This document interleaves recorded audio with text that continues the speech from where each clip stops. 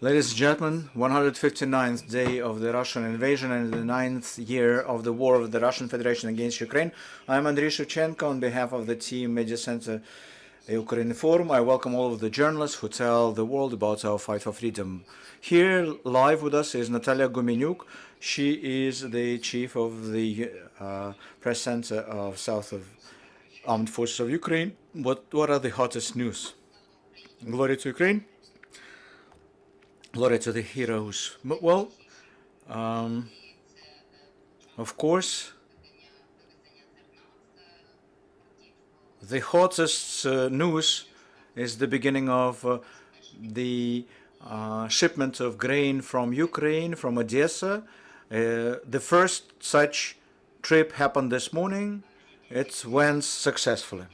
Ms. Natalya, can you tell us in greater detail how it happens? We recognize that early this morning, the first ship under Sierra Leone flag left Odessa port. So physically, how the conditions are created for the free passage of those ships. It's too early to open all of the secrets of this operation because it still has to be successfully concluded. The fact that they left the city and it worked just fine, well, this is the first part of the larger operation. That's why let's hope that whatever is being guaranteed by our international guarantors would be adhered to, and that this whole situation will allow the ports to reach the port of destination, this ship. That's why, under the conditions of the martial law, let's not share some details here. How long might it take for this ship to safely leave Black Sea waters, getting all the way to Dardanelles and Bosphorus?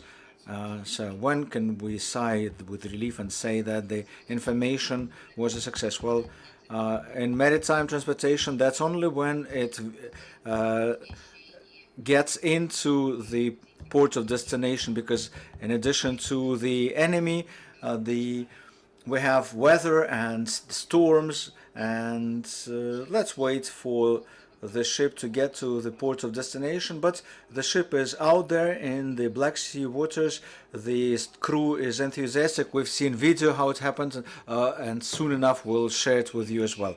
I see. What other topics do you keep in the focus of your attention? Well, at Kherson axis, we can continue the fire control over the logistics and transportation arteries. We confirmed the fact that the convoy of enemies, including men and material and ammunition, that they tried to bring closer to supply the troops, we have destroyed them. This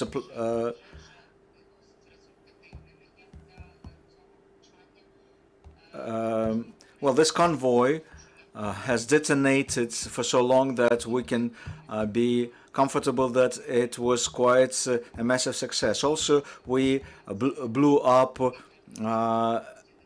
munitions and weapons depots, destroyed both by our artillery and our aviation. The enemy is reformatting their forces, focusing on Kryvyi Rih axis, and intensifying fire there only shows that the enemy tries to exercise psychological pressure on the population of this region, because they keep shelling them using the MLRS systems, shooting the other side of the water reservoir. So the situation keeps being difficult and it's developing dynamically, but we are controlling the situation. Even there's also the tactics of the missile strikes at Nikolaev this night. Again, we have another strike.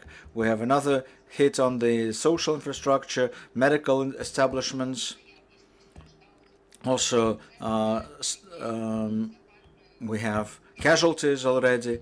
So that's how Russians want to counter the counterattack of the Ukrainian armed forces. Maria Gonchar, Ukrinform.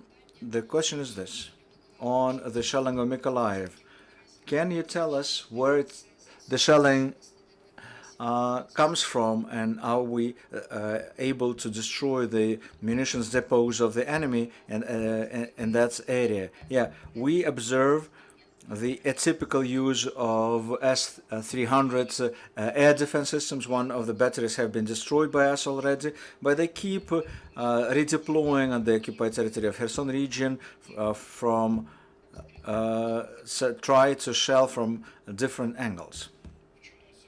What's the peculiarity of this particular weapon system? Sorry for that.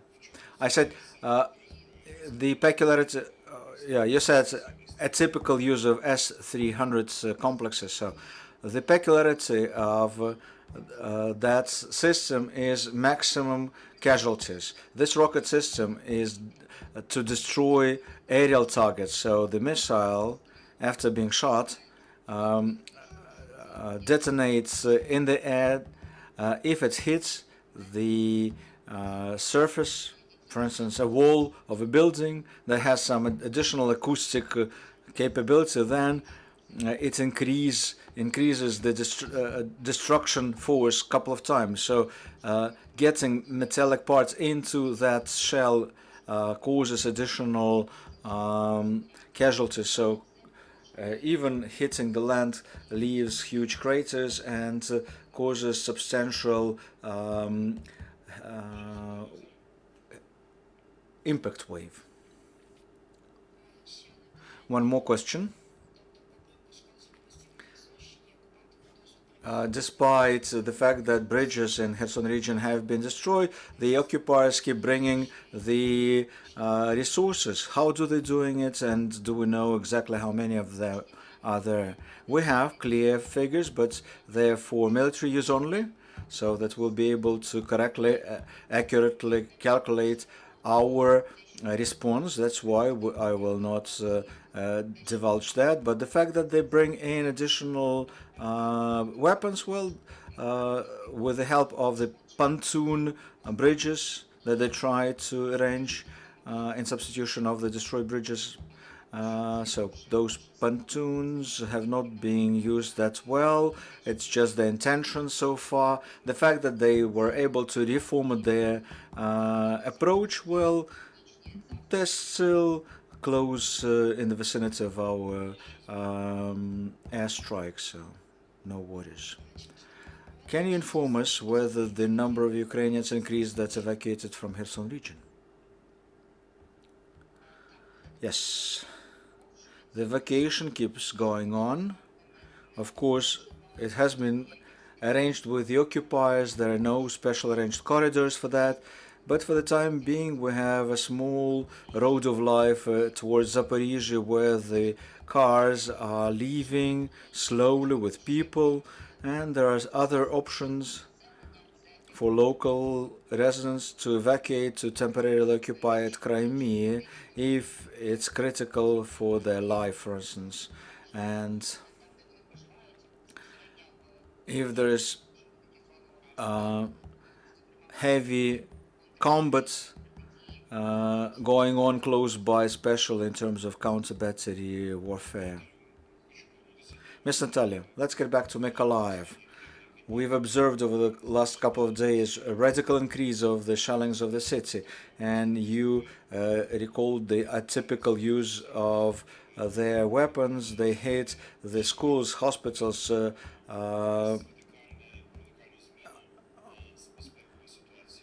Are there any changes in the security situation in Mykolaiv? Are there any additional new recommendations to the residents there?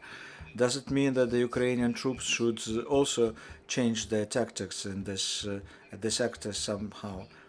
Radically, we will not be changing our tactics. We'll keep searching ways how our enemy hits us and destroy those weapons. and every day we report about how we destroy MLRS systems, S-300 batteries, which last week has been destroyed, one of those that have been hitting Mykolaiv. What we recommend to the local residents to evacuate themselves if there is such an opportunity. Well, that's true, because that would save lives and the lives of your relatives. So if you have this opportunity, please do that. And that's what the local authorities are constantly telling people. But we keep fighting. We keep moving forward in this direction. Hopefully in the nearest future we'll be able to repel the enemy further enough to stop evacuating people. That was Natalya Humenyuk from the United Coordinating Press Center of Security and Defense Forces of the South of Ukraine. Our next briefing will be at 2 p.m. We will wait for a group of guests who will tell us about the information platform, the Children of War, which helps to for parents and law enforcement agencies gather information about children. Stand with Ukraine.